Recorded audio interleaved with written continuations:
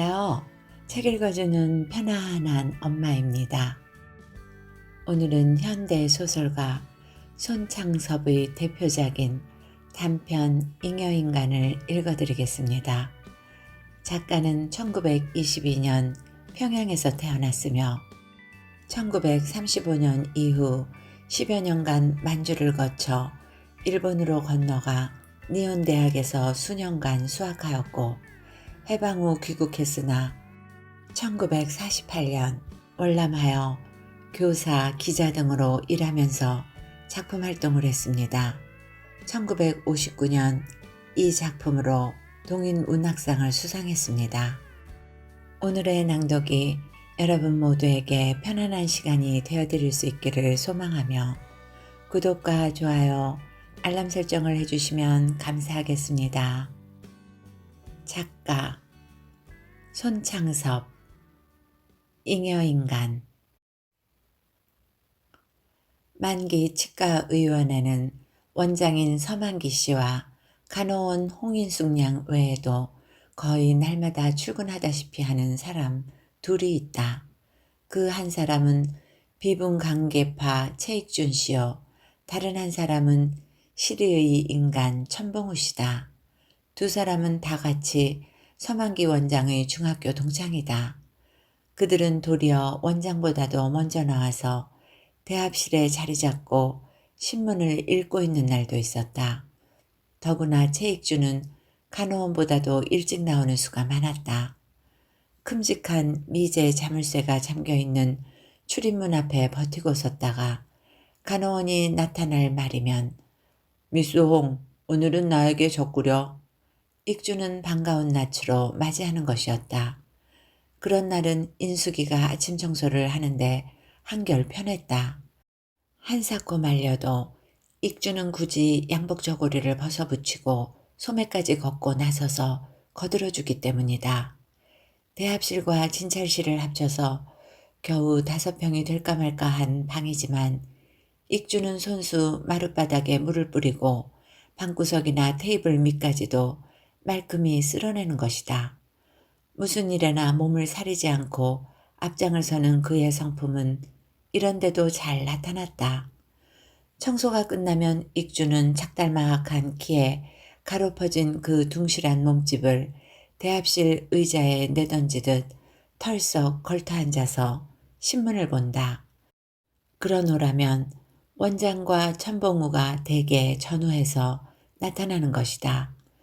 오늘도 간호원을 도와 실내 청소를 마치고 난 익주는 대합실에 자리 잡고 신문을 펴들었다.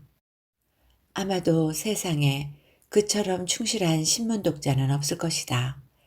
이 병원에서 구독하고 있는 두 종류의 신문을 그는 1시간 이상이나 시간을 소비해가며 첫 줄 처음부터 끝줄까지 기사고 광고고 할 것 없이 하나도 빼지 않고 죄다 읽어버리는 것이다. 익주는 또한 그저 신문을 읽는 데만 그치지 않는다. 거기 보도된 기사 내용에 대해서 자기류의 엄격한 비판을 가할 것을 잊지 않는 것이다. 지금도 익주는 신문을 보다 말고 앞에 놓여있는 소형 탁자를 주먹으로 내리치며 격분하여 고함을 질렀다. "전하에 이런 죽일 놈들이 있어!" 참지 못해 신문을 든 채 벌떡 일어섰다. 익주는 진찰실로 달려들어가서 그 신문지를 간호원의 턱 밑에 들이대며 "미스 홍, 이걸 좀 봐요. 아니, 이 주리를 틀 놈들이 있어 글쎄." 눈을 부라리고 치를 부르르 떨었다. 신문 사회면에는 어느 제약회사에서 외국제 포장갑을 대량으로 밀수입해다가 인체에 유해한 위조품을 넣어가지고 고급 외국약으로 기만 매각하여 수천만 원에 달하는 부당이득을 취하였다는 기사가 크게 보도되어 있었다. 인숙이가 그 기사를 읽는 동안 익주는 분을 누르지 못해 진찰실과 대합실 사이를 왔다 갔다 하며 혼자 투덜거렸다. 이윽고 인숙에게서 신문지를 도로 받아든 익주는 그것을 둘둘 말아가지고 옆에 있는 의자를 한번 딱 치고 나서 "그래, 미스 홍은 어떻게 생각해? 이놈들을 어떻게 처치했으면 속이 시원하겠느냐 말이오.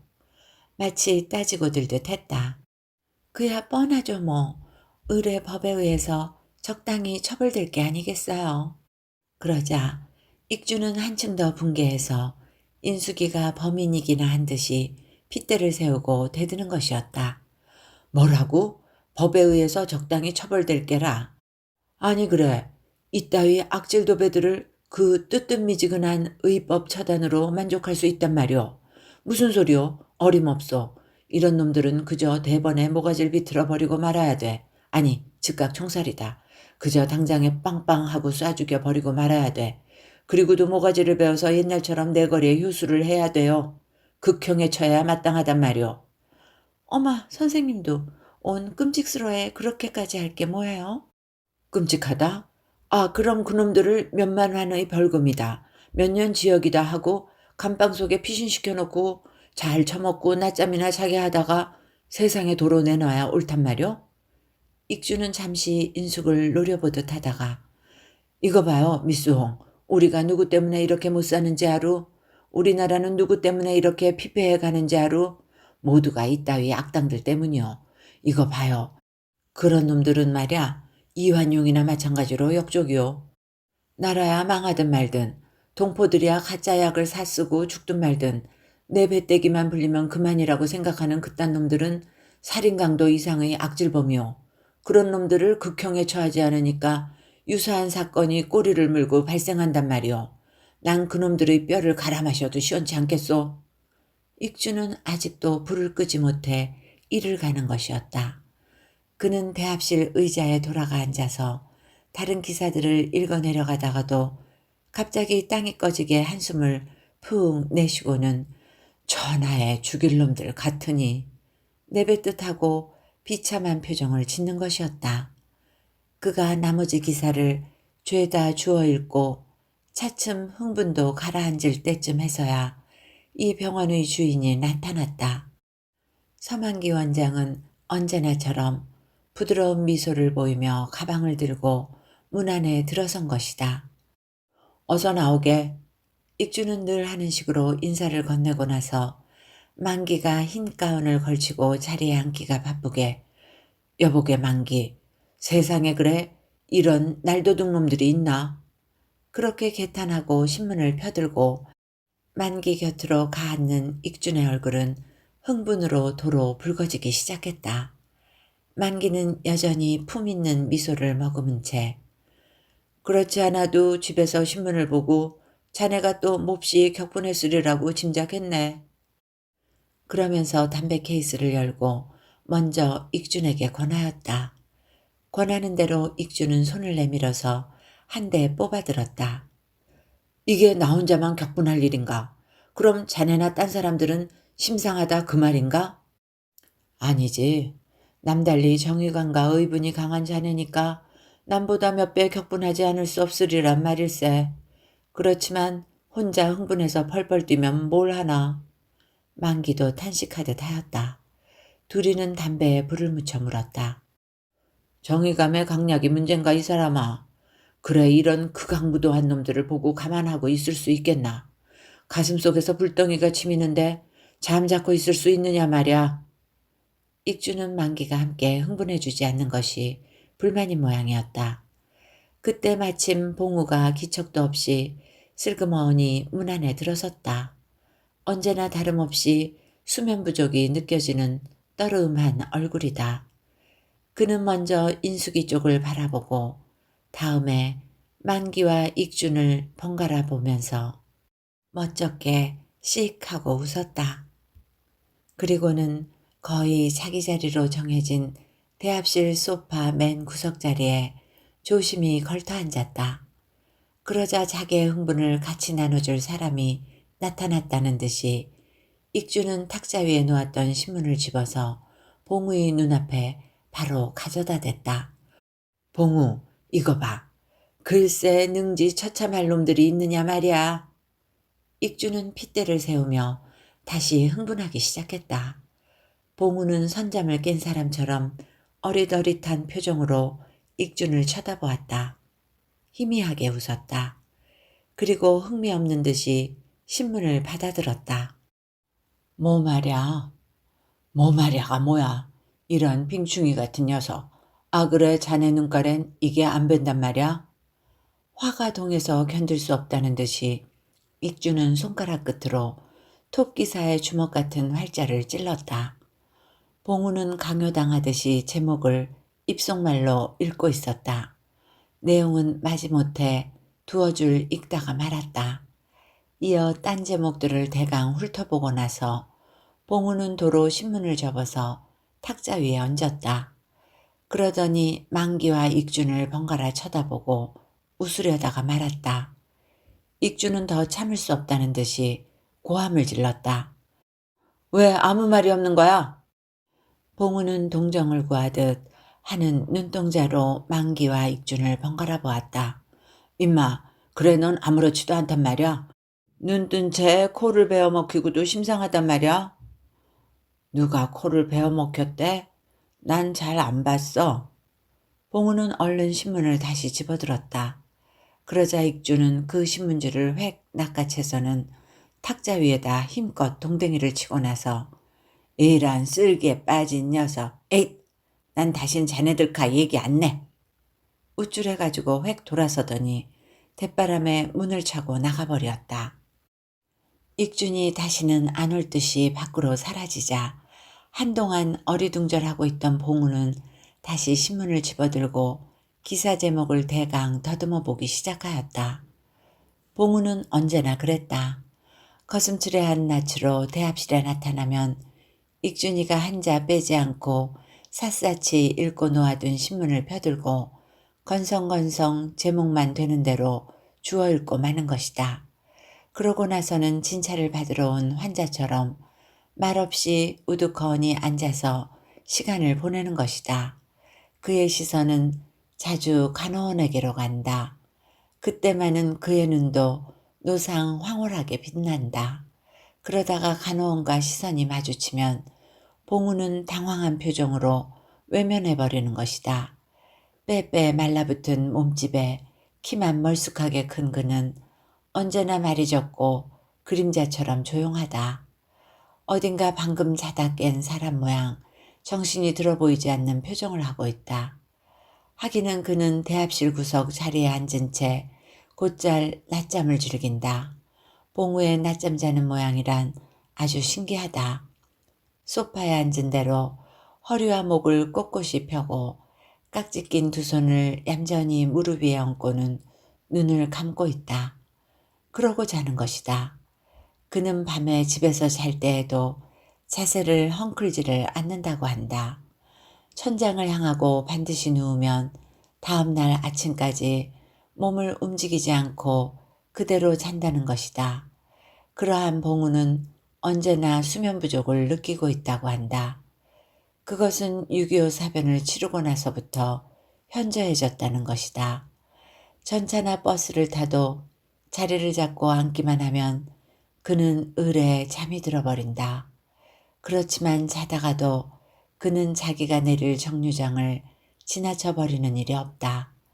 자면서도 그는 차장의 고함 소리를 꿈속에서처럼 어렴풋이 듣고 있기 때문이다.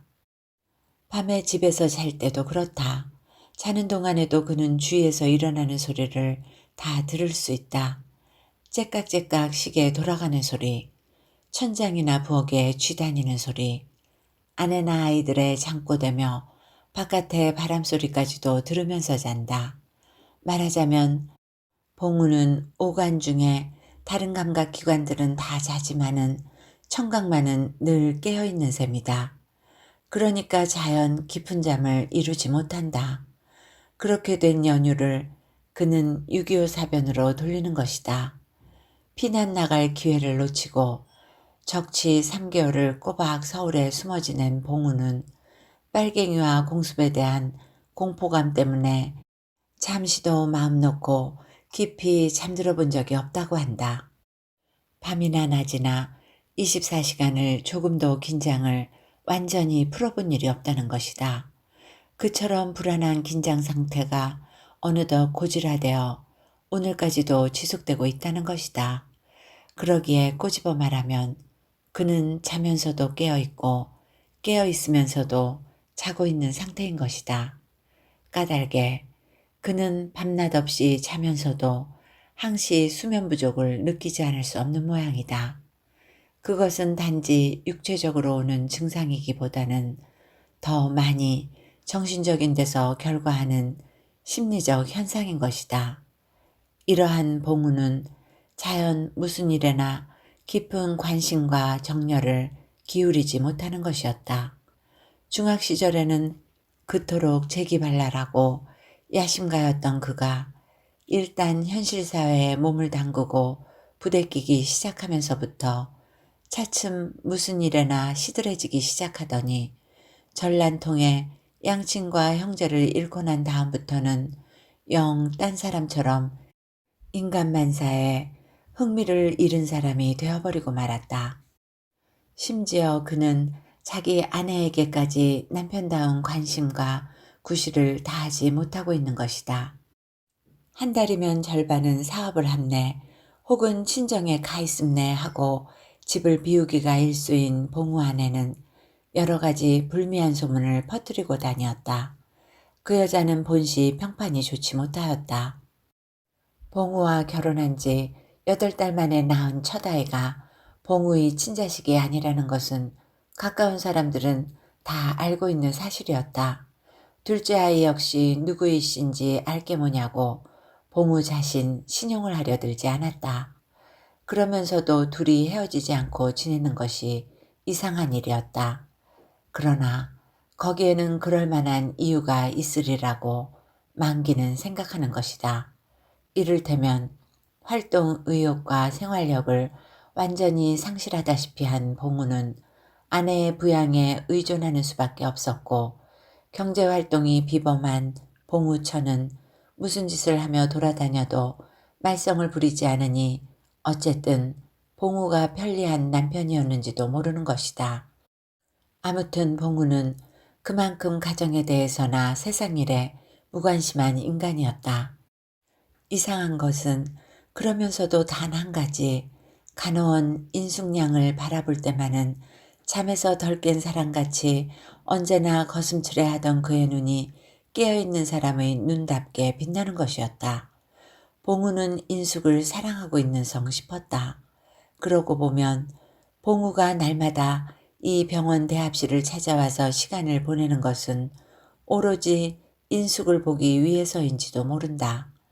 그것은 그의 다음과 같은 거동으로서도 짐작할 수 있는 일이었다. 퇴근 시간이 되어 만기와 인숙이가 병원문을 잠그고 한 길로 나서면 물론 봉우도 그림자처럼 따라 나선다. 그러면 인숙은 만기와 봉우에게 인사를 남기고 헤어져 전차 정류장 쪽으로 간다. 거기서 인숙이가 전차를 기다리다 보면 어느새 봉우가 옆에 척 따라와 서 있는 것이다. 어머, 선생님 어디 가세요? 인숙이가 의외란 듯이 물으면 봉우는 아이들 모양 손을 들어 한 방향을 가리키며 저기 좀 그리고는 자기도 같이 전차를 기다리는 것이다. 인숙이가 전차를 타면 얼른 봉우도 따라오른다. 전차 안에서도 봉우는 별로 말이 없이 인숙이 곁에 서 있다가 인숙이가 내리면 그도 따라 내리는 것이다. 인숙은 한참 앞서 걷다가 자기 집 골목어귀에 이르러 걸음을 멈추고 그럼 안녕히 다녀가세요. 머리를 숙이고 나서 인숙이가 빠른 걸음으로 골목길을 걸어 들어가면 봉우는 처량한 표정을 하고 서서 인숙의 뒷모양을 지켜보다가 보이지 않게 되어서야 풀이 죽어서 발길을 돌이키는 것이었다. 봉우는 거의 매일 그러하였다. 어떤 기회에 인숙에게서 우연히 그 이야기를 들었을 때 만기는 단순히 웃어버릴 수만은 없었던 것이다. 만기와 익준이와 봉우는 중학 시절에 비교적 가깝게 지낸 사이지만 가정 환경이나 취미나 성격이나 성장해서의 인생 태도는 판이하게 달랐다. 만기는 좀처럼 흥분하거나 격하지 않는 인물이었다. 그렇다고 활동적인 타입도 아니지만 봉우처럼 유약한 존재는 물론 아니었다. 반대로 외유내강한 사내였다. 자기의 분수를 알고 함부로 부딪히지도 않고 꺾이지도 않고 자기의 능력과 노력과 성의로서 차근차근 자기의 길을 뚫고 나가는 사람이었다. 아무리 놀라운 일에 부닥치거나 비위에 거슬리는 사람을 대해서도 도리어 반감을 느낄 만큼 그는 침착하고 기품 있는 태도를 잃지 않는다. 그것은 본시 천성의 탓이라고도 하겠지만 한편 그의 풍부한 교양의 힘이 뒷받침해 주는 일이기도 하였다. 문벌 있는 가문에 태어나서 화초 가꾸듯 정성어린 어른들의 손에서 구김살 없이 곱게 자라난 만기는 예의 범절이 자연스럽게 몸에 배어 있을 뿐 아니라 미술, 음악, 문학을 비롯해서 무용, 스포츠, 영화에 이르기까지 깊은 이해와 고급한 감상안을 갖추고 있었다. 크레졸 냄새만을 인생의 유일한 권유로 믿고 있는 그런 부류의 의사와는 달랐다. 게다가 만기는 서양 사람처럼 후리후리한 키와 알맞은 몸집에 귀공자다운 해사한 면모를 빛내고 있었다. 또한 넓고 반듯한 이마와 맑고 잔잔한 눈은 그의 총명성과 기품을 설명해주고 있었다. 누구를 대해서나 입을 열 때는 기사가 바둑돌을 적소에 골라놓듯이 정확하고 품 있는 말을 한마디 한마디 신중히 골랐었다. 언제나 부드러운 미소와 침착한 언동으로 남에게 친절히 대할 것을 잊지 않았다. 좋은 의미에서 그는 영국풍의 신사였다. 자연 많은 사람 틈에 섞이면 궁계 일합격으로 그의 품격은 더욱 두드러져 보였다. 그는 한편 같은 치과 의사들 가운데서도 기술이 출중한 편이었다. 그러면서도 현재는 근방에 있는 딴 치과에게 많은 손님을 뺏기고 있는 형편이었다. 그건 단지 시설이 빈약하고 병원 건물이 초라한 까닭이었다. 그렇지만 지금의 만기로서는 딴 도리가 없었다. 좀 더 많은 손님을 끌기 위해서는 목 좋은 곳에 아담한 건물을 얻어 최신식 시설을 갖추는 길밖에 없는데 현재의 경제 실정으로는 요원한 꿈이 아닐 수 없었다. 이나마도 병원 건물은 물론 시설 일체가 만기 자신의 것이 아니었다. 건물이나 기구 일습이 봉우처가의 소유물인 것이다.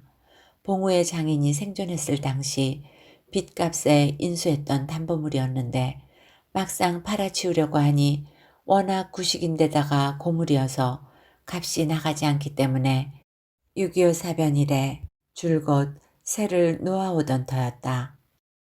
그걸 봉우의 소개로 만기가 빌려쓰게 되었던 것이다. 다달이 그 쇳돈을 받으러 오는 것은 봉우처였다.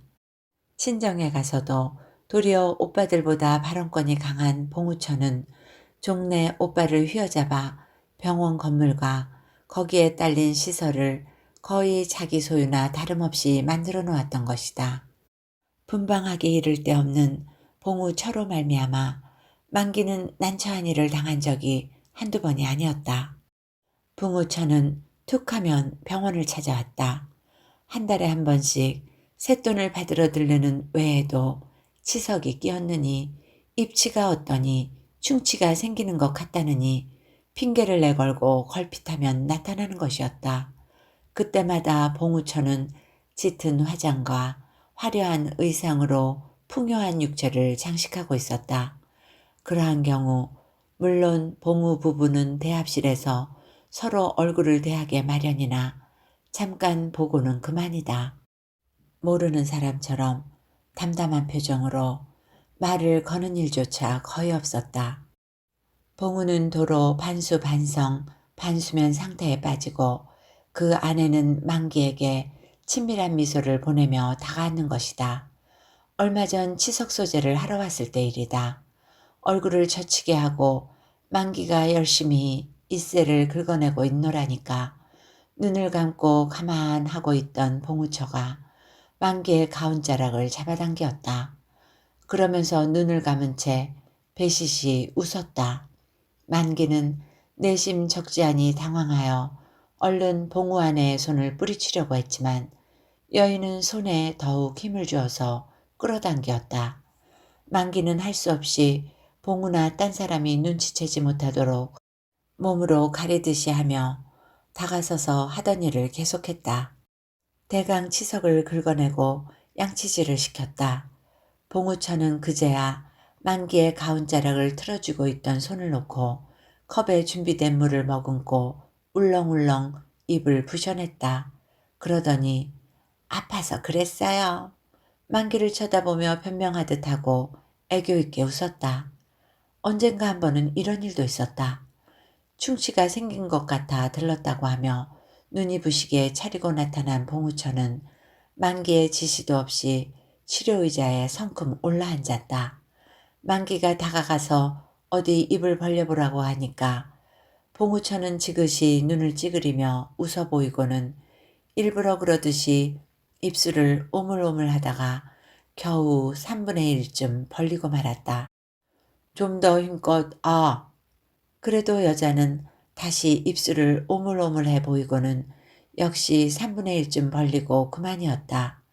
그리고는 밑에를 담뿍 담은 눈으로 연방 소리 없이 웃었다. 그때부터 만기는 의식적으로 봉우철을 경계하지 않을 수 없었던 것이다. 본씨가 만기에게는 여자들이 많이 따르는 편이었다. 여자들은 귀에만 있으면 만기에게 지나친 호의를 보이려고 애쓰곤 하였다. 사철을 가리지 않고 국산지 춘추복 한 벌로 몇 년을 두고 버텨오는 가난한 치과 의사지만 귀공자다운 그의 기품 있는 풍모와 알맞은 체격과 교양인다운 세련된 언동이 여자들로 하여금 두말 없이 매혹해 하는 모양이었다. 심지어는 그의 처제까지도 그를 사모하고 있는 모양이었다. 그러기 그 부인이 가끔 농담 삼아 만기에게 이런 말을 걸어오는 것도 무리가 아니었다. 결코 잘난 남편을 섬길 게 아닌가 봐요. 그게 무슨 소리요, 대체? 모두들 당신에게 눈독을 들이고 있으니 미안하기도 하고 민망하기도 해서 그래요. 온 별소리를 다. 그래 내가 그렇게 잘났던가. 물론 그러고 둘이 다 농담으로 웃어넘기고 마는 일이었으되 만기 자신 이상에도 여자들이 자기를 따르고 있다는 사실을 부인할 수는 없었다. 그러고 보면 병원을 찾아오는 단골 환자의 거개가 젊은 여자들이라는 사실도 무심히 보아넘길 일만은 아니었다. 많은 여자 환자 가운데는 여러 가지 방법으로 만기에게 호감을 보이려 드는 사람도 있었다. 한 주일이면 끝날 치료를 자진해서 열흘 내지 보름씩 받으러 다닌다거나 완치된 다음에도 사례라고 하며 와이셔츠나 양복지 같은 것을 사들고 일부러 찾아오는 여자가 결코 한둘에 그치지 않았다. 그때마다 여자들의 단순하지 않은 호의를 물리치기에 만기는 진땀을 빼곤 했던 것이다. 그러한 여성들 가운데는 외모로 보나 교양으로 보나 퍽 매력적인 상대가 없지도 않아서 만기의 맑고 잔잔한 마음속에 뜻하지 않았던 잔물결을 일으키는 경우도 간혹 있는 일이었다. 그러나 그저 그것뿐이었다. 사랑하는 주위 사람들에게 깊은 상처를 주고 싶지 않았다. 비극이 두려웠다. 더구나 현대적 의미에서의 현모양처인 아내를 생각하면 부질없는 마음구석의 잔물결도 이내 가라앉아 버리고 마는 것이었다.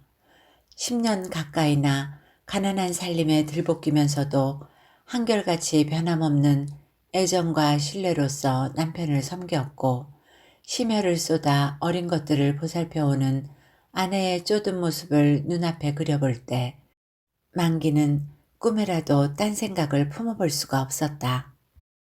그러기에 아름다운 여성 환자의 지나친 호의를 물리친 날이면 만기는 을에 아내가 좋아하는 물건을 무엇이고 사들고 돌아가는 것이었다.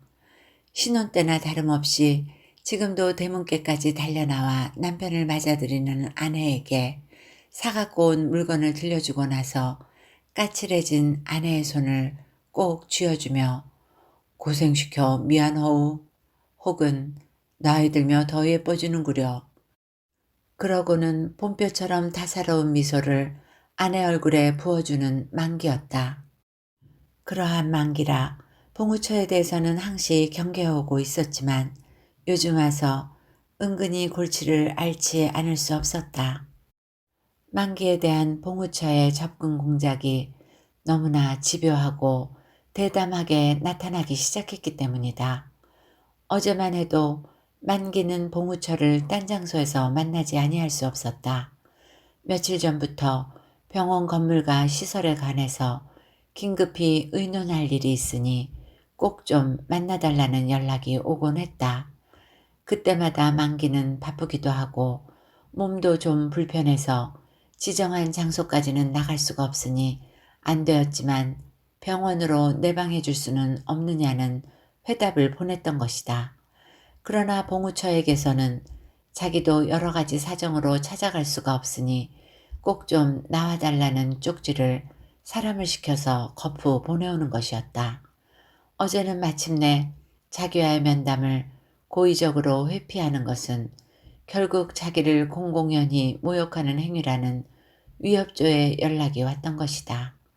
그래서 만기는 할 수 없이 퇴근하는 길로 지정한 다방에 봉우처를 만나러 갔던 것이다. 여자는 역시 여왕처럼 성장을 하고 먼저 와 있었다. 고마워요. 귀하신 몸이 이처럼 행차해 주셔서. 만기에게 맞은쪽 자리를 권하고 나서 여자는 친밀한 미소와 함께 약간 비꼬는 듯한 어투로 인사를 던져왔다.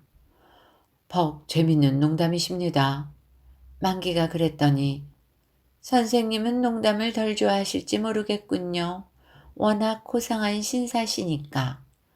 하여서 너무 기술적인 용어에는 전 대답할 자신이 없습니다. 만기는 그러고 가볍게 웃어 보였다. 봉우처는 만기의 의향을 묻지도 않고 오렌지 주스 2잔을 시켰다. 그것을 마셔가면서 대체 의논할 일이란 무엇이냐고 만기 편에서 먼저 물었다. 다른 게 아니라 병원 건물이 하도 낡아서 전면적인 수리를 해야겠어요. 그래서 병원 옆에 있는 사무실이나 아래층 가게에서들은 쇳돈을 인상하는 동시에 3개월분씩 선불을 받기로 했다는 것이다. 그렇지만 여러 가지 점으로 선생님께만은 말씀드리기가 안 되어서 어떻게 할까 망설이다가 솔직히 의논해 보려고 뵙자고 한 거예요. 여자는 말을 마치고 만기 얼굴을 살짝 치떠보았다. 아닌 게 아니라 만기로서는 아픈 이야기였다. 현재도 매달 쇳돈을 맞춰놓기에 쩔쩔 매는 판이었다. 게다가 석 달치 선불이란 거의 불가능에 가까운 일이었다. 얼마나 올려받으실 예정이십니까? 4말은 올려받아야겠어요. 그 근처에서들은 다들 그 정도 받는 거려.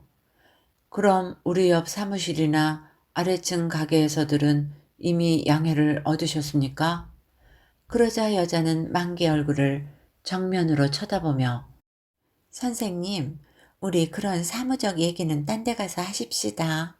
이런 장소에선 싫어요. 제가 저녁을 대접하겠어요. 늘 폐를 끼쳐왔으니까요. 그러고는 만기가 뭐라고 말할 사이도 없이 여자는 일어서 카운터로 가서 셈을 치르고 밖으로 나가는 것이었다. 만기가 어리둥절해서 따라 나가자 봉우처는 어느새 택시를 불러세웠다. 먼저 오르세요. 만기는 다음 날 다시 만나 사무적으로 타협하기로 하고 우선 빠져 돌아가려고 했으나 고의로 남의 성의를 무시하는 건 신사도가 아니에요. 여자는 만기를 차 안으로 때밀듯이 했다. 번잡한 길거리에서 승강이를 할 수도 없고 해서 만기는 시키는 대로 차에 오를 수밖에 없었다. 10분도 채 달리지 않아서 택시는 어느 음식점 앞에 닿았다. 여염집들 사이에 끼어있는 그 음식점은 외양과 달리 안에 들어가 보면 방도 여러 개 있고 제법 아담하게 꾸며져 있었다. 봉우천은 그 집 마담과는 친숙한 사이인 모양이라 허물없는 인사를 나누고 나서 별실 비어있니? 하고 물었다. 마담은 호기심에 찬 눈으로 만기를 힐끔 쳐다보고 별실 3호가 비어있을 거야. 그리로 모셔. 그리고는 안을 향하고 별실 3호실에 두 분 손님 소리를 질렀다. 15살 먹은 소녀가 조르르 달려나와 안내를 하였다. 자그마한 홀을 지나 긴 복도를 휘어도니 저쪽으로 돌아앉은 참한 방이 있었다. 이 집 마담 여학교 동창이에요. 그래서 귀한 손님을 대접할 일이 있으면 가끔 오죠.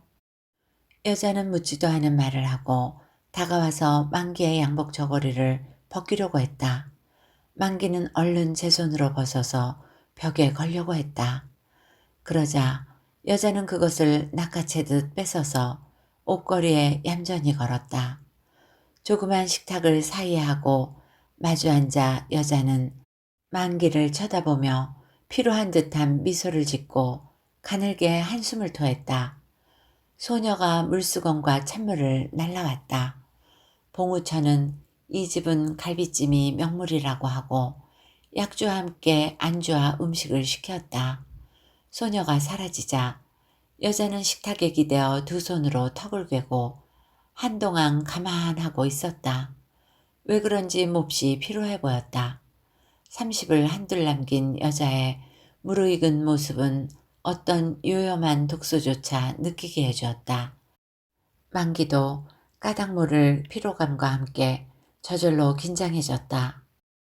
병원 시설을 사겠다는 사람이 있어요. 헐값이지만 고물이라서 차라리 팔아치울까 해요. 여자는 만기를 빠끔히 쳐다보며 엉뚱한 소리를 했다. 만기는 속으로 놀랐다. 여자의 마음을 얼른 파악하기 힘들었다. 진담인가? 그렇지 않으면 야비한 복선인가? 어느 쪽이든 만기에게는 타격이었다. 그 시설은 지금의 만기에게 있어서 생명선이나 다름이 없었기 때문이다. 그러나 만기는 그러한 내심을 조금도 표면에 비치지 않고 태연히 듣고만 있었다. 낡아빠진 그 시설을 쓰기에는 선생님의 탁월한 기술이 아까워요. 그래서 작자가 나선 김에 팔아치우고 선생님에게는 현대적인 최신식 시설을 갖춰드리고 싶어서 그래요. 제게 그 정도의 자금은 마련되어 있어요. 여자의 음성과 표정이 왜 그렇게 차분차분할까? 거기에는 심리적 호흡의 기술이 필사적으로 작용되고 있었다. 그러기 아까 다방에서 내놓은 말과는 아주 딴 얘기라는 점을 노골적으로 지적해 줄 수가 없었다. 경제적 면에서 제게는 그런 최신 시설을 빌릴 만한 능력이 없습니다. 쇳돈 말씀이죠? 여자가 간격없이 웃고 나서 선생님께서 독립하실 수 있을 때까지 5년이고 10년이고 그냥 빌려드려도 좋아요. 만기는 대답할 말이 없었다. 상대편에서 이렇게 자꾸 엉뚱하게만 나오니 더욱 조심해질 뿐이었다. 이상하게 생각하실 건 없어요. 이왕 놀고 있는 돈이 있으니까 제가 존경하고 있는 선생님께 조금이라도 편리를 봐드리고 싶은 것뿐이에요. 순간 여자의 표정이 놀랄 만큼 진지한 빛으로 변했다. 만기는 봉우처의 이러한 얼굴을 본 일이 없었다. 마침 주문한 음식이 들어오기 시작했다. 식사를 하는 동안 봉우처는 소매를 걷고 마치 남편에게 하듯 잔시중까지 들었다. 만기는 음식을 먹으면서도 마음이 조마조마했다. 아무래도 심상치 않은 예감이 들었기 때문이다. 만기의 그러한 예감은 마침내 적중하고야 말았다. 식사가 거의 끝나갈 무렵 봉우처는 상 밑에서 한쪽 발을 슬며시 만기의 무릎 위에 얹었다. 그리고는 지그시 힘을 주며 요염한 웃음을 쏟았다. 그 눈이 불같았다. 만기는 꽤 당황했지만 시선을 피하며 슬그머니 물러앉았다. 여자는 발끝으로 움츠리는 만기의 무릎을 쿡 찌르고 어깨를 으쓱해 보였다. 이미 전기가 들어와 있었다. 잠시 멋쩍게 앉아서 먹다 남은 음식들에 공연히 젓가락질을 하다 말고 여자는 갑자기 자리를 떠서 밖으로 나가버렸다. 한참 동안 여자는 들어오지 않았다. 만기는 어지간히 불쾌하고 불안한 마음에 앉았다 섰다 하고 마음의 자세를 가다듬었다. 10분 이상 지나서야 여자는 돌아왔다. 대번 알아보게 얼굴에는 주기가 돌았다. 여자는 방 안에 들어서면서 안으로 문고리를 잠갔다. 짤끄락 하는 소리가 이상하게 도전적이었다. 여자는 다시 창문에 커튼까지 내리고 제자리에 가 앉았다. 초가을 저녁 무렵이지만 밀폐되다시피 한 실내는 한증속처럼 더웠다. 여자는 술잔을 들어 만기 앞으로 내밀며 따라주세요. 명령조였다. 원래 만기는 한두 잔밖에 못하기 때문에 주전자에는 술이 거의 그대로 남아있었다. 만기는 한 손으로 주전자 뚜껑을 누르고 이제 그만 돌아가실까요? 오늘은 정말 오래간만에 포식했습니다. 달래듯 했다. 내버려 두세요. 거룩하신 선생님 눈엔 제가 사람같이 안 보일 테니까요. 여자는 무리로 주전자를 뺏어서 자기 손으로 따라 마셨다. 안주도 안 먹고 거푸 물 마시듯 했다. 만기는 겁이 났다. 이 이상 취하면 어떤 추태를 부릴지도 모른다. 버려둘 수가 없었다. 만기는 간신히 술 주전자를 뺏어 감추었다. 그러자 여자는 그것을 도로 뺏으려고 덤벼들었다. 앉은 채 잠시 붙잡고 돌아갔다. 주전자를 떨어뜨려서 술이 엎질러졌다. 여자는 그것을 훔칠 생각도 않고 만기 무릎 위에 쓰러지듯 푹 엎어져 버리고 말았다. 골새님. 여자는 어린애처럼 어깨를 추며 울기 시작했다. 대합실 문 밖에서 웬 소년이 안을 기웃거리고 있었다. 너 왜 나이냐? 간호원이 먼저 발견하고 물었다. 소년은 대답 없이 조심히 문을 밀고 들어섰다. 연함은 살 먹었을 그 소년의 얼굴은 제법 귀염성 있게 생겼지만 거지아이나 다름없는 꼴을 하고 있었다. 여기가 병원이죠? 소년은 어릿어릿하며 조그만 소리로 간호원에게 물었다. 그래, 너 어째서 왔니? 소년은 이번에도 대답을 않고 대합실과 진찰실 안을 두리번거리고 나서 우리 아버지 안 오셨어요? 영문모를 질문을 했다. 테이블 앞에서 외국 잡지를 뒤적이고 있던 만기가 너의 아버지가 누구냐? 물으니까 우리 아버지 최익준 씨야요. 그러고 소녀는 다시 한번 방 안을 둘러보았다. 오, 너 익준이 아들이구나. 만기는 일어나 소년 옆으로 다가섰다. 좀 불안한 표정을 하고서는 소년의 손목을 잡아서 옆 의자에 앉히고 만기도 소파에 마주 앉았다. 너 아버지 찾아왔구나. 이름이 뭐지? 최갑성이에요. 나이는? 11살이에요. 만기가 친절히 말을 걸어주는 바람에 안심이 되었는지 우리 아버지는 안 오셨어요? 소녀는 걱정스레 다시 물었다. 아버지는 아침에 잠깐 다녀나가셨는데 그래, 너 왜 아버지를 찾아왔니? 어머니가 아버지 찾아오랬어요. 어머니 죽을 것 같대요. 소년에게는 여동생 하나와 남동생 하나가 있어서 외할머니까지 합치면 모두 6식구라고 한다. 그런데 지금까지 집안 살림의 중심이 되어오던 모친이 반년 가까이나 병석에 누워 지낸다는 것이다. 모친은 자리에 눕기까지 생선 장사를 했다는 것이다. 아이들이 자고 있는 꼭두 새벽에 첫 차로 인천에 가서 생선을 한 광주리 받아이고는 서울로 되돌아와서 행상을 하였다는 것이다. 모친이 병으로 누운 다음부터는 50이 넘은 외할머니가 어머니 대신 생선 장사를 해서 간신히 가족들 입에 풀칠을 하고 지낸다는 것이다. 그러니까 어머니는 제대로 가서 치료를 받아보지도 못한 채 집에 누워서 앓고 있다는 것이다. 그래서 병세는 나날이 더 심해만 갔는데 아까 점심때쯤에서 어머니는 소년을 불러놓고 숨이 자꾸 가빠오는 걸 보니 죽을 것 같다고 하며 얼른 가서 아버지를 찾아오라고 하였다는 것이다. 만기가 차근차근 케어 묻는 말에 대충 이상과 같은 내용의 대답을 하고 난 소년은 벼랑간 쿨쩍거리고 울기 시작했다. 만기는 우선 소년을 달래놓고 그래, 너 이 병원은 어떻게 알았니?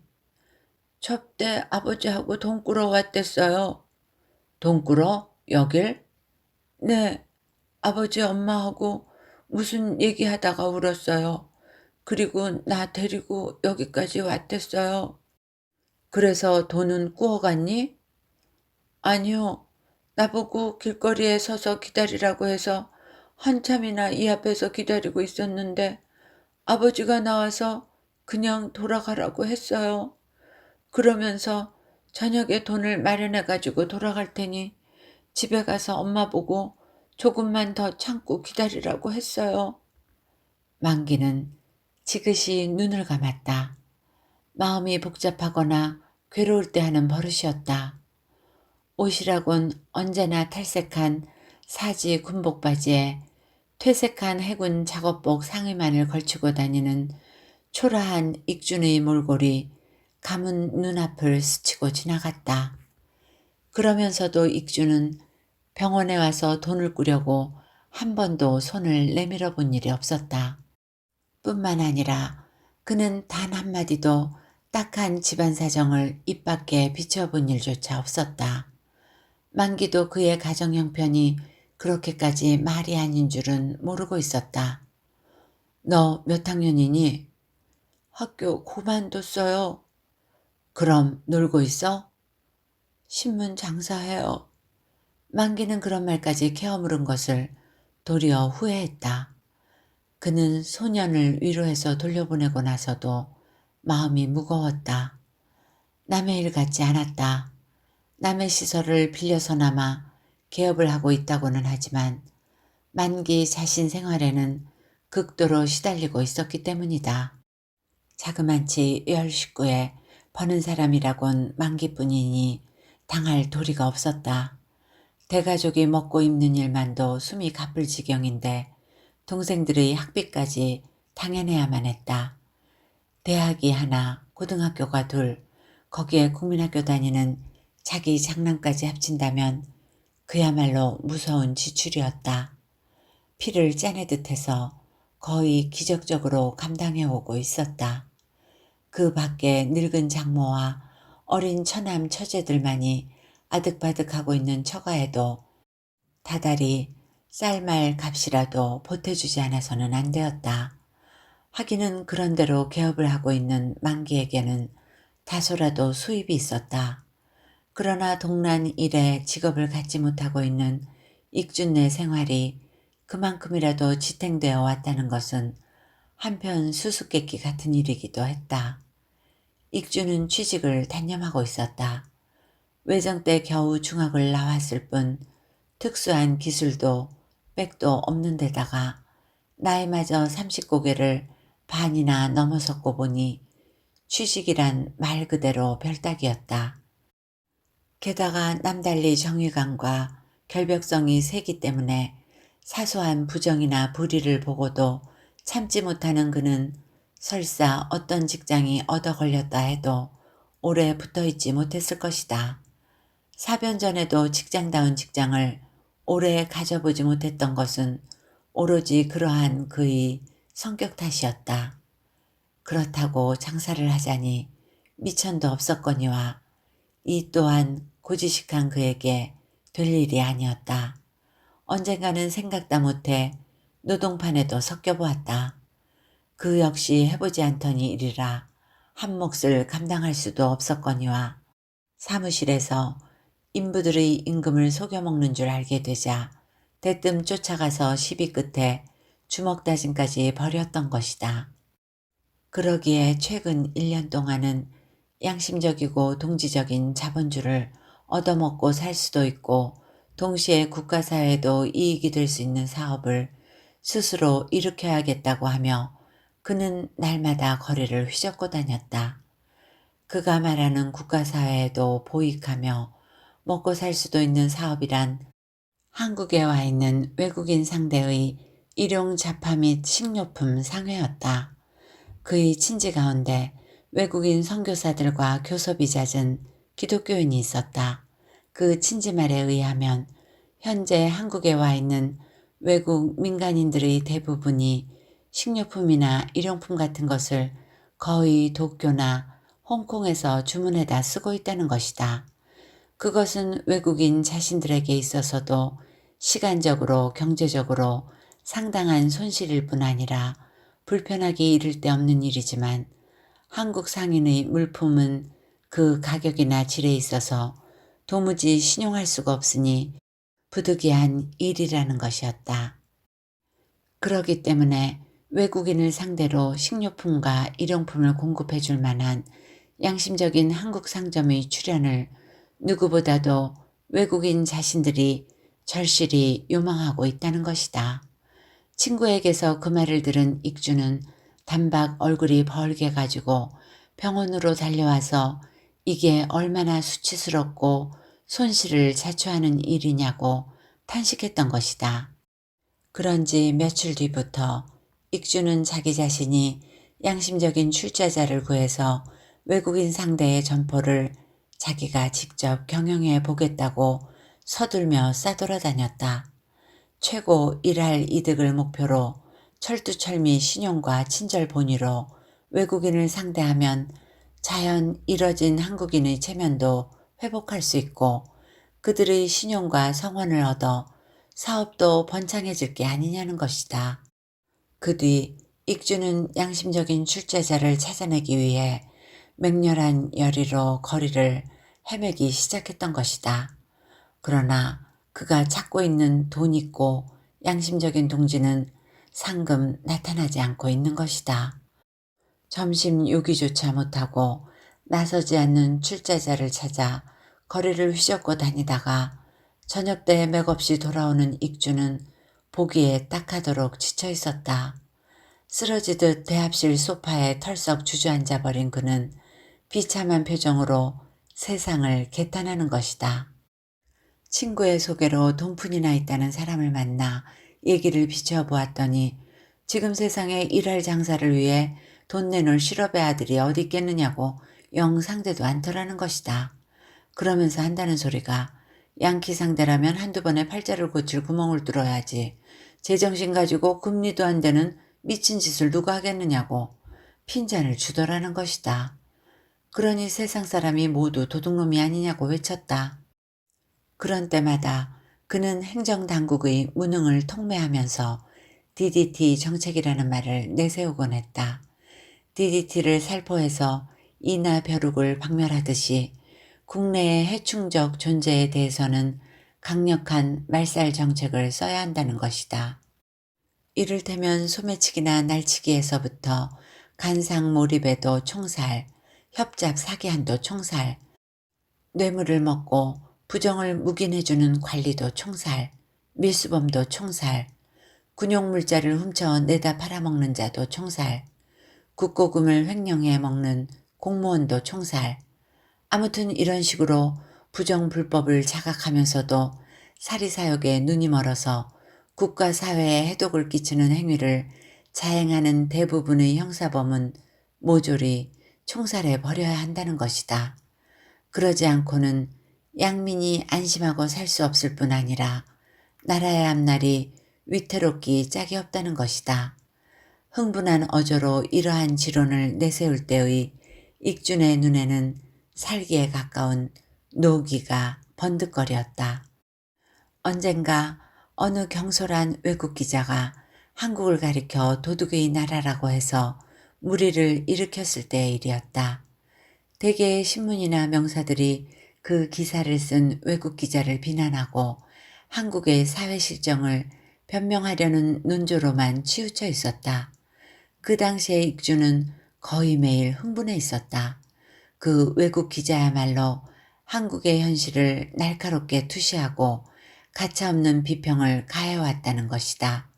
잠깐 다녀간 외국 기자의 눈에도 도둑의 나라로 비칠 만큼 부패한 우리나라의 현실이 슬프고 부끄러울 망정 바른 소리를 한 외국 기자에게는 잘못이 없다는 것이다.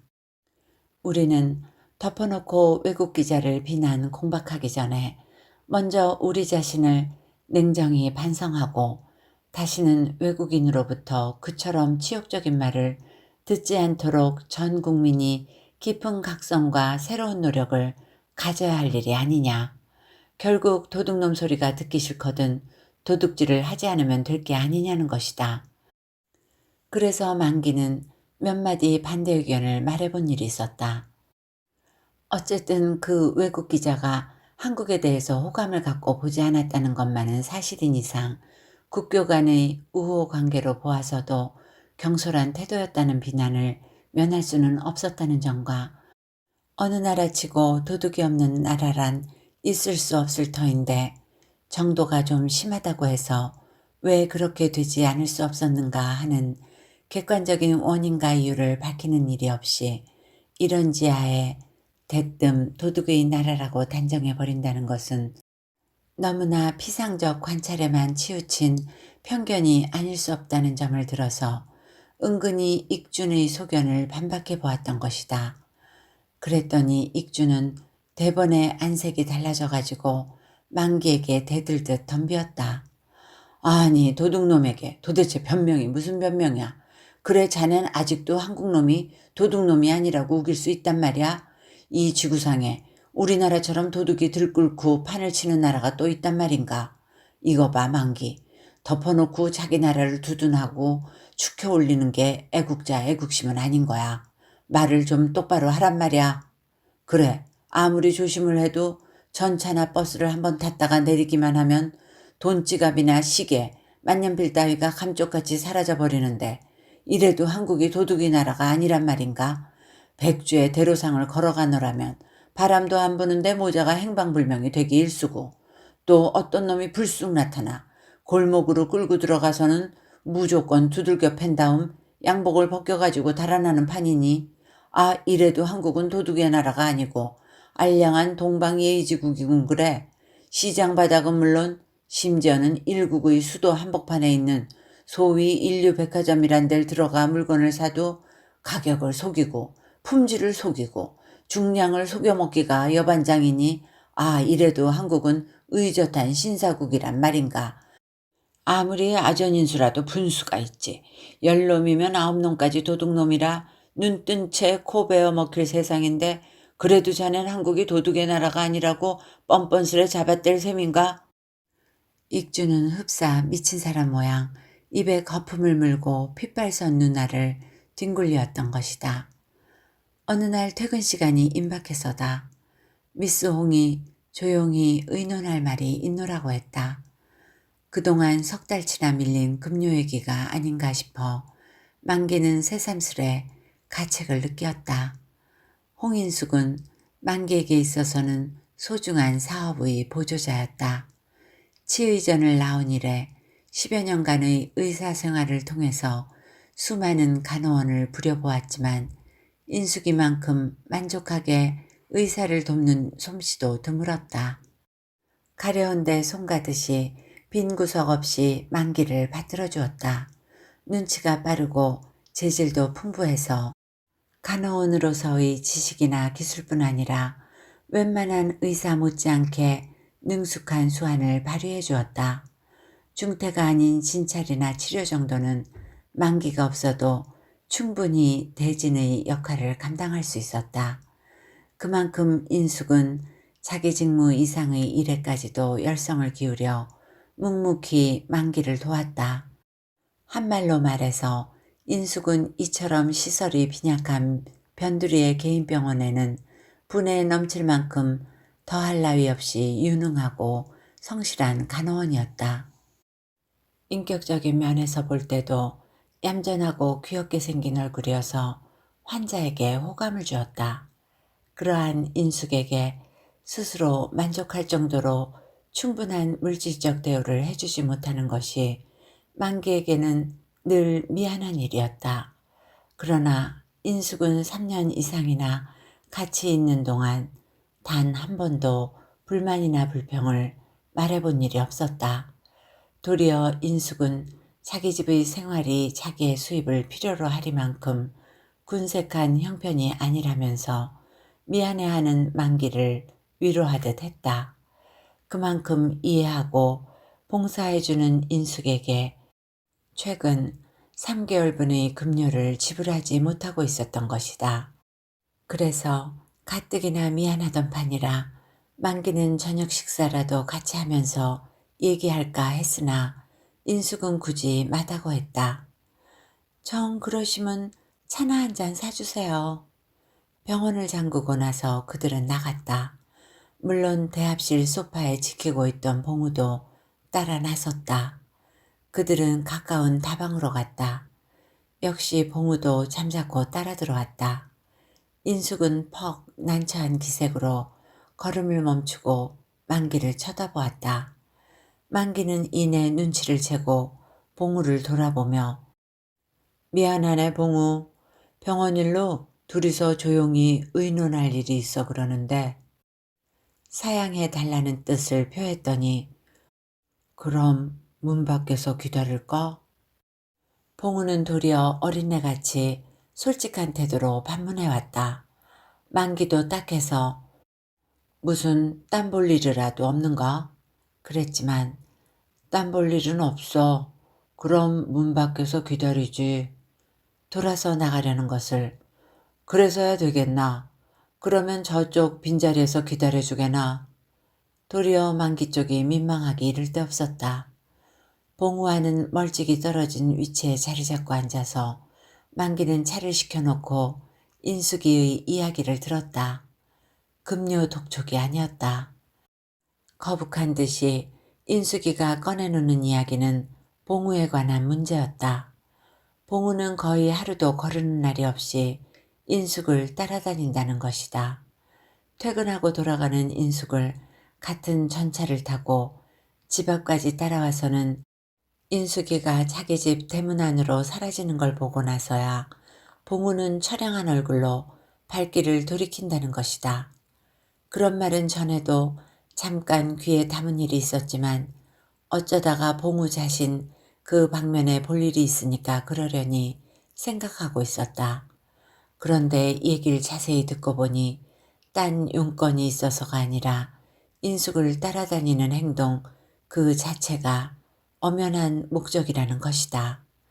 날마다 병원 대합실에 나와서 낮잠을 자듯이 저녁 때마다 봉우가 자신해서 인숙을 집에까지 바래다 주는 것은 하나의 일과로 되어 있다는 것이다.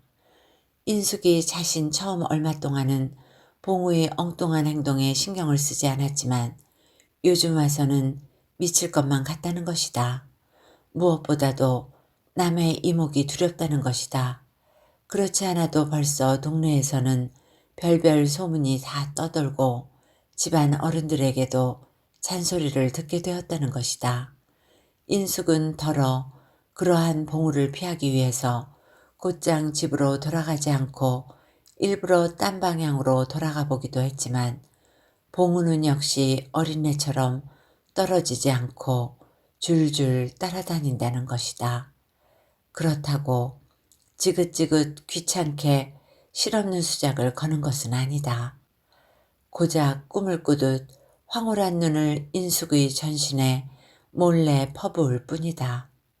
처음엔 그러한 봉우가 그저 우습기만 했다.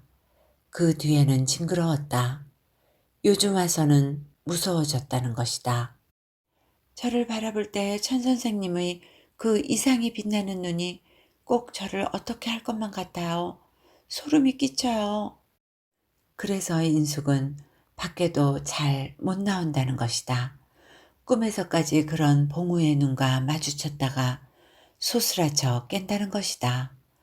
병원이 휴업을 하는 일요일 아침이면 봉우는 직접 인숙이네 집 대문 앞에 와서 우두커니 지키고 섰다는 것이다.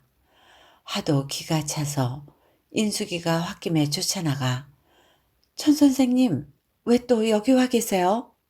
따질 듯하면 오늘은 병원이 노는 걸 어떡해요? 그러니까 이리로밖에 찾아올 데가 없지 않느냐는 듯이 무엇을 호소하듯 한 눈으로 인숙을 내려다본다는 것이다. 이웃이 창피해요.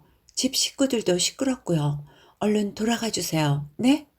사정하듯 하면 봉우는 갑자기 풀이 죽어서 천천히 골목길을 걸어나간다는 것이다. 그렇지만 얼마 있다 밖을 또 내다보면 봉우는 어느새 대문 앞에 돌아와서 척 지키고 서 있다는 것이다. 이래서 인숙은 자나깨나 신경이 쓰여 흡사 미칠 것만 같다는 것이다. 어떡하면 좋겠어요, 선생님. 말을 마치고 만기를 쳐다보는 인숙의 귀여운 얼굴이 아닌 게 아니라 이제 보니 헬끔하게 좀 파리해 있었다. 천 선생은 가정적으로나 사회적으로나 퍽 불행한 사람이오. 만기는 호젓한 말씨로 그렇게 대신 변명하듯 했다. 저도 대강은 짐작하고 있어요. 또한 본래 바탕이 너무나 선량한 사람이요. 중학 때부터 남에게 이용이나 당하고 피해나 입었지 전혀 남을 해줄 줄은 모르는 사람이었어. 그러니까 미스 홍도 천 선생에게 악의나 증오감을 품고 대하지 말아요. 저도 알아요. 그러니까 여태 참고 지내다 못해 선생님께 의논하는 게 아니에요? 천 선생은 분명히 미스 홍을 사랑하고 있나 보. 그러나 사랑을 노골적으로 고백할 수 있으리만큼 천 선생은 당돌하지 못한 사람이요. 그만치 인간의 자격에 자신을 잃고 있는 분이지. 그러면서도 미스홍을 떠나서는 못 살겠는 모양이요. 잠시라도 미스홍을 안 보고는 못 베기겠는 모양이란 말이오. 그렇다고 일방적인 천 선생의 애정에 대해서 미스홍이 책임을 질 필요는 없을 테지. 다만 질적으로나 양적으로나 피차 더 큰 괴로움을 가져올 방향으로 이 문제를 해결해서는 안 된다는 것뿐이요. 물론 미스 홍의 불쾌하고 난처한 처지는 알 수 있소만 조금 더 참고 지내오. 적당한 기회에 내가 천 선생하고 조용히 얘기해 볼 테니 그렇다고 이런 문제를 제3자인 내가 아무 때나 불쑥 들고 나설 수도 없으니까 좀 기다리란 말이오. 그동안에 자연스럽게 얘기할 기회를 만들어 볼 테니까. 인숙은 붉어진 얼굴을 숙이고 가만히 듣고만 있었다. 얘기를 마치고 나서 만기는 인숙이더러 먼저 돌아가라고 했다. 인숙이가 문 밖으로 사라진 뒤에야 만기도 일어나 봉우 자리로 가려니까 봉우는 그제야 눈이 휘둥그레서 벌떡 일어서더니 만기를 밀치듯이 하고 황황히 밖으로 쫓아나가 버렸다. 만기도 할 수 없이 얼른 샘을 치르고 따라 나가 보았다. 전차 정류장 쪽을 향해 저만큼 걸어가고 있는 인숙의 뒤를 봉우는 불이 나게 쫓아가고 있었다. 그 광경이 흡사 엄마를 놓칠세라 질겁을 해서 쫓아가는 어린애 모양과 흡사하였다. 그 꼴을 묵묵히 바라보고 서 있던 만기는 저도 모르게 가만히 한숨을 토했다. 계산이 닿지 않는 애정에 저렇게 열중해야 하는 봉우가 그리고 저러지 않고는 못 베기는 인간이 딱했기 때문이다. 동시에 만기 자신을 중심으로 자꾸만 얼클어지는 애정과 애욕의 미묘한 혼란이 숨가쁜 까닭이기도 했다. 물론 봉우처의 저돌적인 육박도 골치 아픈 일이기는 했지만 그보다도 오히려 처제인 은주가 만기의 마음을 더 어지럽게 하였다. 은주는 어머니를 모시고 밑으로 어린 두 동생을 거느리고 어느 관청의 사무원으로 나가고 있었다. 6.25 동란 이후 3, 4년간은 전적으로 만기에게 얹혀 지냈다.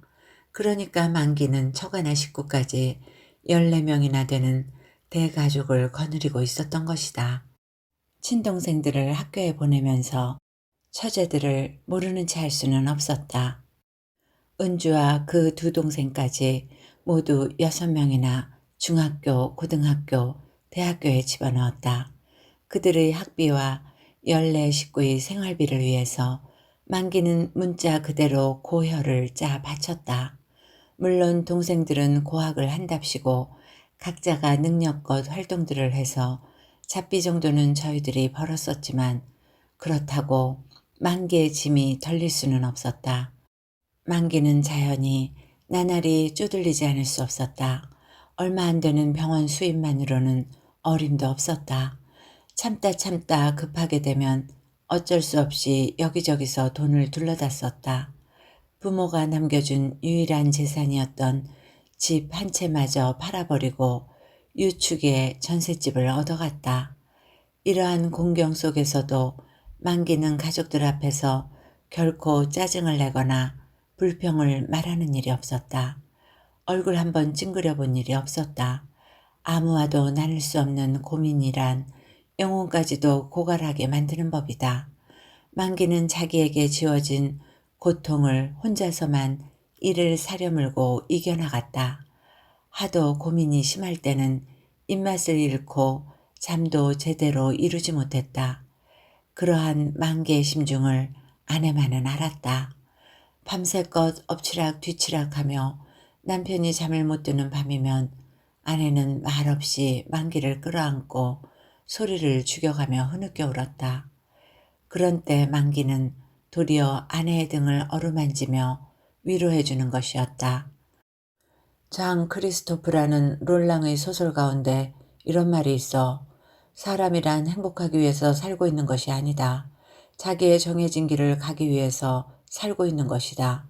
여보, 나를 위해서 진심으로 울어주는 아내가 있는 이상 나는 결코 꺾이지 않을 테요. 그러니까 날 위하여 과히 걱정 말고 어서 울음을 그쳐요. 자, 어서. 이게 뭐야, 언니처럼. 만기가 그러고 달래듯이 눈물을 닦아주려면 아내는 참아오던 울음소리를 탁 터뜨리고 더욱 설깨우는 것이다. 아내는 세상의 어떤 아내보다도 만기를 깊게 이해하고 존경하고 사랑하고 동정하고 있었다. 그러나 그 밖에도 또 한 여인이 만기 아내 못지않게 만기를 존경하고 사랑하고 동정하며 한 지붕 밑에 살고 있었다. 그는 처제인 은주였다. 은주는 소녀다운 깊은 감동으로 형부를 우러러보고 사모하였다.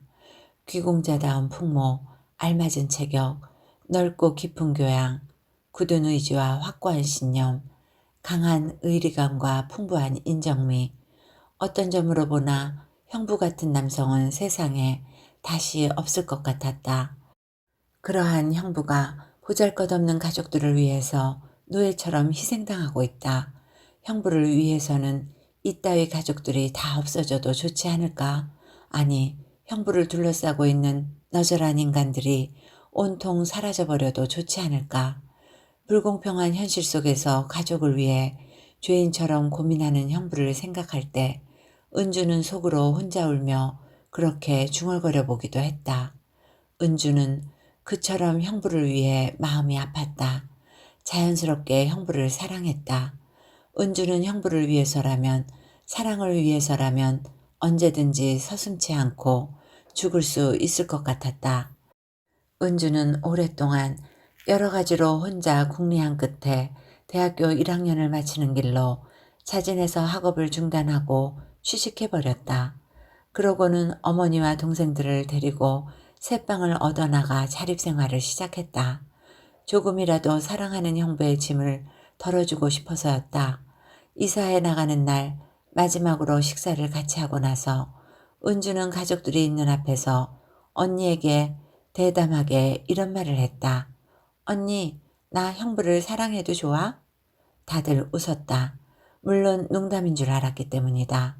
그러나 만기와 그의 아내만은 겉으로는 웃었지만 속으로는 웃지 못했다. 은주의 말이 결코 농담에 그치는 것이 아님을 짐작할 수 있었던 탓이다. 작년부터는 가족들 사이에 자주 은주의 결혼 문제가 화제에 올랐다. 장모가 들를 적마다 사위와 딸 앞에서 은주의 나이 걱정을 해서다. 하기는 아버지 없는 은주에게 대해서 언니나 형부 노릇뿐 아니라 어머니 노릇까지도 대신해야 할 그들의 처지로서는 은주의 결혼 문제에 무관심할 수는 없었다. 만기 부처는 기회 있는 대로 은주의 배필을 물색해 보았다. 그러다가 적당한 상대가 나서면 사진을 구해두었다가 은주가 들를 때 내보이곤 했다.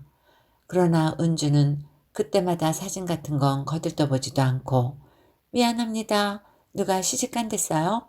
그러고 나서는 장난꾸러기같이 어깨를 으쓱하며 쿡쿡 웃었다. 얘도 그럼 평생 처녀로 늙을래?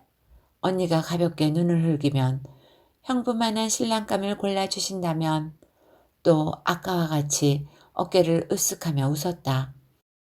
나보다 몇 갑절 나은 청년이야. 우선 사진이나 구경해.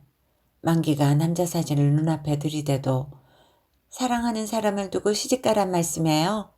정색을 하고 은주는 사진을 받아 던지었다. 그렇지만 딱 커지 않니? 형부를 이제 와서 둘이 섬길 수도 없고 그럼 차라리 내가 형부를 양보할까? 만기의 처가 농담 아닌 농담을 건네고 미묘하게 웃었다. 언니, 건 안 될 말씀. 난 언니도 사랑하는걸요.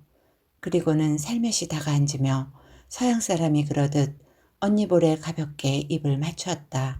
여보, 세상에 나 같은 행운아가 어딨겠소. 선녀처럼 예쁘고 어진 당신과 비너스같이 황홀한 우리 은주 아가씨의 사랑을 독차지하게 됐으니 말이오. 은주의 태도를 어디까지나 장난으로 구슬려 버리려는 만기의 의도를 은주는 묵살해 버리듯 언니 나 꼭 한 번만 형부하고 키스해도 괜찮우? 어리광 피우듯 해서 여보 이의 소원을 풀어주시구려. 언니가 어색한 웃음을 지으며 만기를 쳐다보았더니 은주는 거짓말, 언니 거짓말. 언니를 나무라듯 두 손으로 얼굴을 가리고 언니 무릎 위에 푹 엎드져 버리고 말았다. 얼마 뒤에 고개를 드는 은주의 두 눈이 의외에도 젖어 있었다. 신뢰에 찬 미소로 시선을 교환하는 만기 부처의 얼굴에는 똑같이 복잡하고 난처한 기색이 떠오르고 있었다. 그러면서도 다행한 것은 만기와 단둘이 만났을 때는 은주는 추호도 연정을 표시하는 일이 없었다. 어디까지나 처제의 위치에서 형부를 대하는 담담한 태도였다. 그만큼 은주는 깨끗한 아이였다. 만기처 역시 그랬다. 형부에 대한 은주의 사랑을 시인하지 않을 수 없으면서도 남편과 동생의 사이를 의심하지는 않았다. 그만큼 남편과 동생을 믿고 있는 것이다. 이렇듯 알뜰한 아내와 은주 사이에 끼어서 만기는 참말 난처하지 않을 수 없었다. 결혼하기를 주위에서는 아무리 달래고 권해도 은주는 영 듣지 않았다. 한평생 만기만을 생각하고 사랑하며 깨끗이 혼자 늙겠다는 것이다. 그것이 일시적인 단순한 흥분에서가 아니라 필사적인 각오로 은주는 스스로가 대하는 자기 인생의 엄숙한 선언이었다. 그러니만큼 주위 사람들도 다 함께 괴로웠고 당자인 만기는 더할 수밖에 없었다. 거기에 봉우 처마저 노골적인 추태로서 만기를 위협해왔고 봉우와 미스홍의 어쩔 수 없는 문제, 외면해버릴 수 없는 익준의 암담한 가정내막, 나날이 더 심해가는 경제적인 고통, 이런 복잡한 관계들이 뒤얽혀 만기의 마음속을 더욱 어둡고 무겁게만 해주었다. 그러나 만기는 역시 외면의 잔잔함은 잃지 않았다. 한결같이 부드럽고 품 있는 미소로서 누구에게나 친절히 대하기를 잊지 않은 것이다. 30이 좀 넘어 보이는 낯선 남자가 봉우처의 편지를 가지고 병원을 찾아왔다. 만기는 남자에게 의자를 권하고 편지를 펴보았다. 비교적 달필로 남자 글씨처럼 시원스레 내리갈긴 편지의 내용은 이러했다. 일전에는 실례했나 봐요. 저를 천한 계집이라고 아마 웃었을 것입니다. 그건 아무래도 좋아요. 지극히 인격이 고상하신 도학자님의 옹졸한 취미를 저는 구태여 방해하고 싶지는 않으니까요. 한편 저 같은 계집에게도 선생님같이 점잖은 분을 비웃을 권리나 자격이 어쩌면 아주 없지도 않을 거예요. 삶을 대담하게 엔조이할 줄 아는 현대인 가운데 먼지 낀 샘플처럼 거의 폐품에 가까운 도구만 인간이 자기 만족에 도취하고 있는 우스꽝스러운 꼴을 아시겠습니까? 선생님 자신이 바로 그러한 인간의 표본이야요. 선생님에게 또 비웃음을 받을 이따의 수작은 작작하고 그러면 용건을 말씀드리겠습니다. 다름 아니라 그날도 말씀드린 바와 같이 병원 시설을 작자가 나섰을 때 팔아치울 생각입니다. 이 편지를 갖고 간 분에게 기구 1습을 잘 구경시켜 드리기 바랍니다.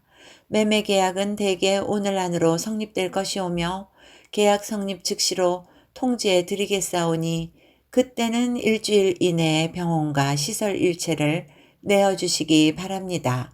저는 선생님이 원하신다면 새로이 현대적 시설을 갖추어 드리고 싶었고 현재도 그러한 제 심정에는 변함이 없습니다.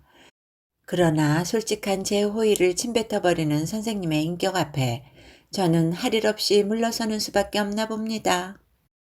그러한 본문 끝에 추백이라고 하고 만일 제게 용건이 계시면 다음 번호로 언제든지 전화를 걸어주시기 바랍니다. 에 이어서 전화번호가 장글씨로 적혀 있었다. 편지를 읽고 난 만기는 언제나 다름없이 침착한 태도로 알맹이를 도로 접어서 봉투 안에 집어넣었다. 그의 손끝이 가볍게 떨렸다.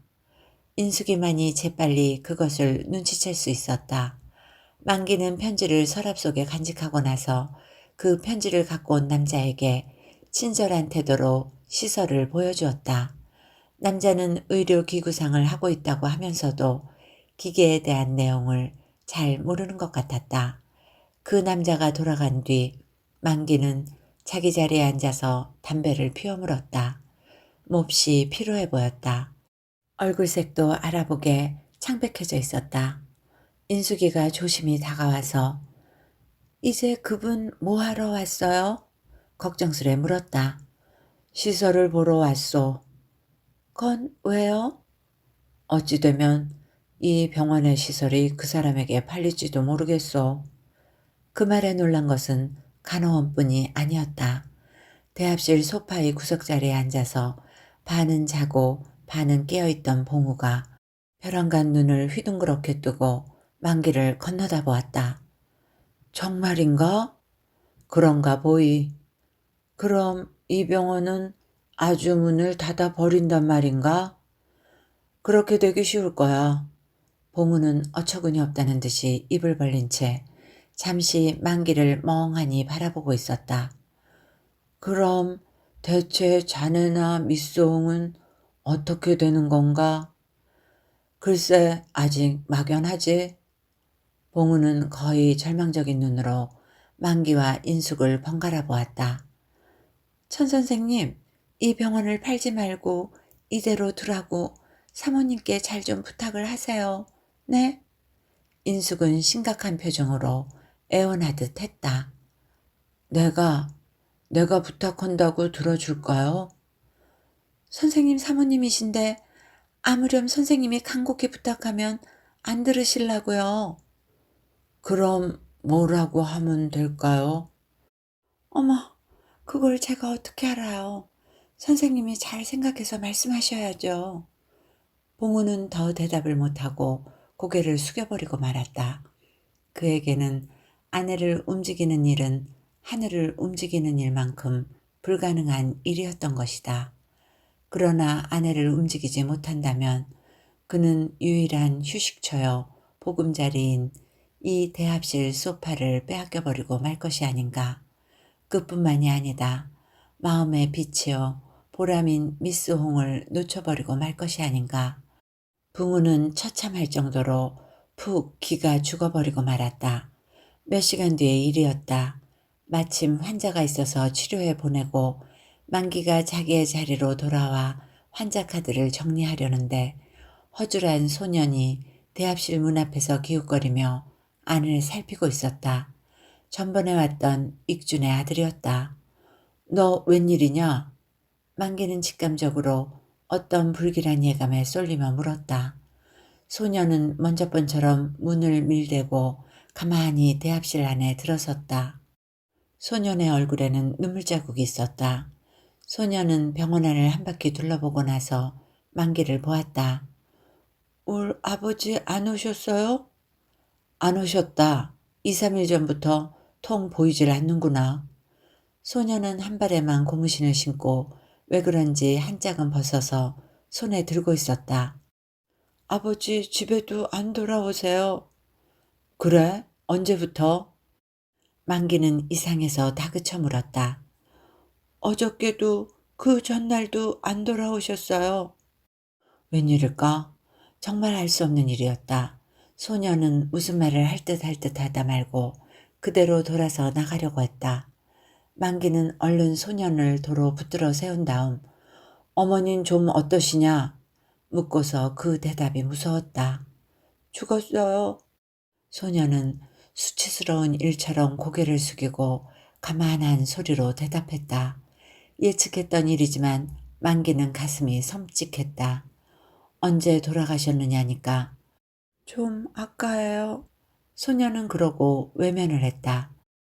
더 자세히 얘기를 듣고 보니 소년의 모친은 약 2시간 전에 눈을 감은 모양이었다. 집에는 두 동생과 주인집 할머니만이 시체를 지키고 있다는 것이다. 외할머니도 아침에 생선 장사를 나간 채 아직 돌아오지 않았다고 한다. 만기는 소년의 한쪽 손을 꼭 쥐어주며 대체 아버지는 어딜 가셨을까? 다정하게 물었다. 모르겠어요. 소년은 슬그머니 손을 빼고 돌아서 나가려고 했다. 가만히 있거라. 나랑 같이 가자. 만기는 흰 가운을 벗고 양복 저고리를 바꿔 입었다. 그리고 오늘 들어온 돈을 죄다 긁어서 주머니에 넣었다. 여보게 봉우, 자네도 같이 가지? 뭐? 나도.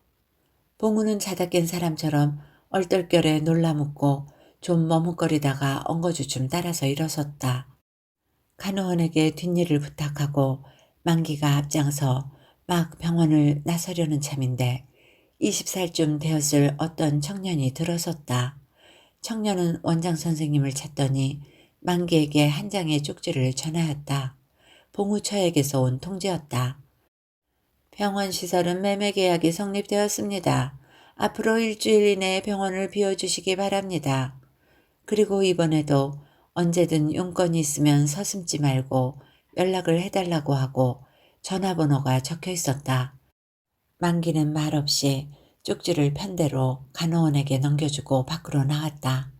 익준의 아들은 밖에 나와서도 한쪽 고무신을 손에 든 채 그쪽은 맨발로 걷고 있었다.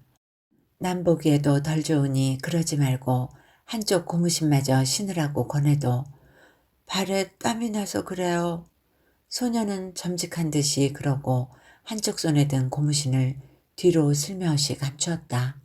그러나 만기는 그제야 눈치를 채고 소년이 들고 있는 고무신을 걸으면서 유심히 보았다. 그것은 닳아서 뒤꿈치가 터지고 콧두리가 쭉 찢어져서 도무지 발에 걸리지 않게 되었다. 만기는 가슴이 찌르르 했다. 전차를 타기 전에 그는 소년에게 고무신부터 한 켤레 사주고 싶었다. 그러나 그 근처에는 고무신 가게가 눈에 띄지 않았고 때마침 전차가 눈앞에 와 멎어서 그대로 이내 차에 오르고 말았다.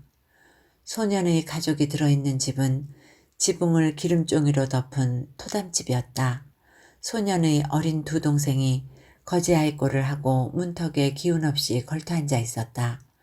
역한 냄새가 울컥 코를 찌르는 침침한 방 안에는 옆방에 산다는 주인 노파가 역시 이웃 안악내와 마주 앉아 시체를 지키고 있었다. 우선 집주인 노파에게 인사를 하고 나서 만기는 할 일을 생각했다. 주인이 없더라도 사망진단서와 사망신고 등의 절차는 밟아두어야 했다. 요행이 반장의 협력을 얻어서 그런 일들은 무난히 끝낼 수가 있었다.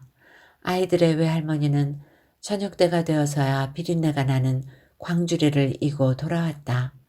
딸이 죽은 것을 알고도 그리 슬퍼하지도 않았다. 그저 노파의 전신에는 보기에 딱하리만큼 심한 피로가 배어 있었다.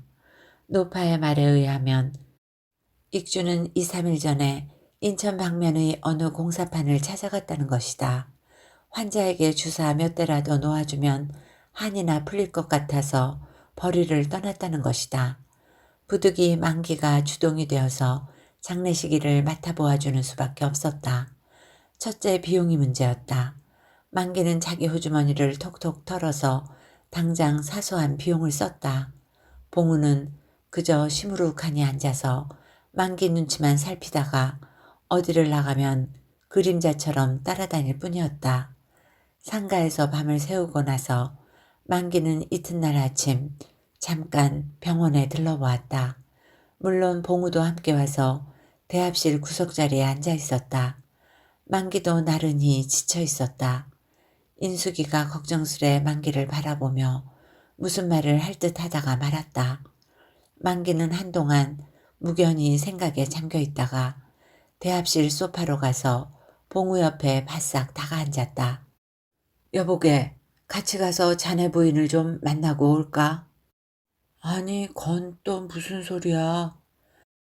당장 장례 비용이 있어야 할 게 아닌가. 그러니 자네도 같이 가서 조언을 좀 해줘야겠단 말이네. 만기는 봉우처에게 장례 비용을 좀 뜯어볼 생각이었다. 아무리 간소히 치른다 해도 관은 사야 할 게고 새 어린 것에게 상복을 입히고 연구차도 불러야 하겠는데 그 비용을 변통할 길이 달리는 전혀 없었기 때문이다. 밖에 나가 전화를 걸고 찾아가려고 만기는 그리 달가워하지 않는 봉우를 끌고 일어섰다. 그러자 선생님 잠깐만. 무슨 각오를 지닌 듯한 표정으로 인숙이가 불러세웠다. 왜 그래? 인숙이는 만기를 진찰실 구석으로 끌고 가서 나지막한 소리로 이 병원 결정적으로 팔리게 됐나요? 케어묻듯 했다. 그런 모양이요. 인숙은 심각한 표정으로 고개를 숙였다. 잠시 말을 못하고 서 있었다. 밀린 급료 문제나 실직될 것을 걱정해서 그러는 줄로 만기는 알았다.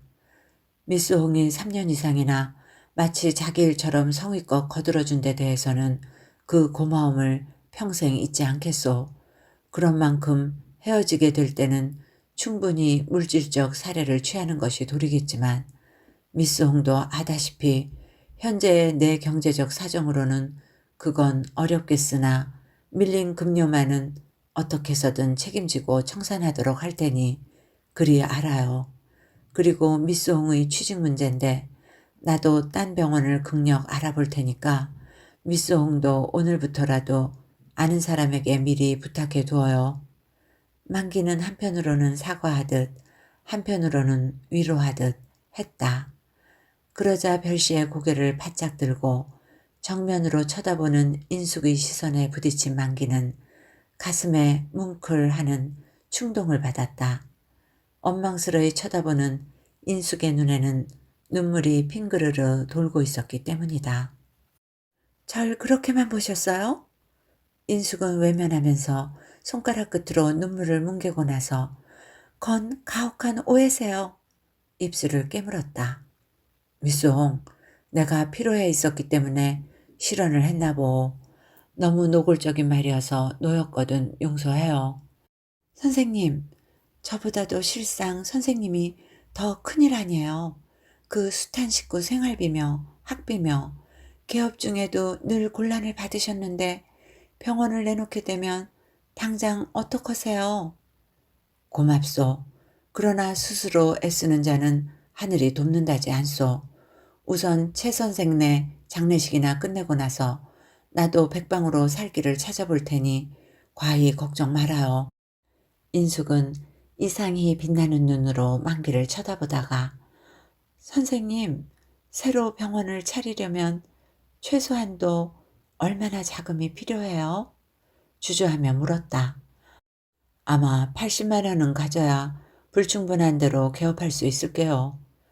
인숙은 잠깐 동안 입술을 깨물고 섰다가 불시에 고개를 들고 호소하듯한 눈으로 만기를 쳐다보며 선생님, 제게 50만 원이 있어요. 그걸 선생님께 드리겠어요.